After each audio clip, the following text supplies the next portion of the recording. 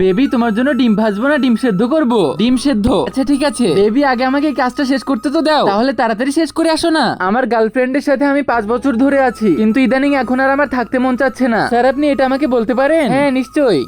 এটা তো অনেক সুন্দর, এটা কে দিয়েছে আপনাকে? এটা অনেক লম্বা কাহিনী। আচ্ছা ওসব ছাড়ুন না, এখানে কোনো বন্ধু নেই, আপনি আমার সাথে লাঞ্চ করবেন? সুমন আমি তোমার জন্য খাবার এনেছি। আরে কি ব্যাপার সুমন সাহেব, আমি তো জানতামই না কাউকে না দেখে আপনি কারোর সাথে সম্পর্ক করে ফেলেন। বেবি বাসে আজকে তাড়াতাড়ি এসো। বন্ধুরা আল্লাহকে ভালোবাসলে একটি লাইক করে চ্যানেলটিকে সাবস্ক্রাইব করবে। সামির স্যার একটু দাঁড়ান, আমার বাসায় না অনেক ড্রিঙ্ক আছে, আপনি কি আমার সাথে এনজয় করবেন?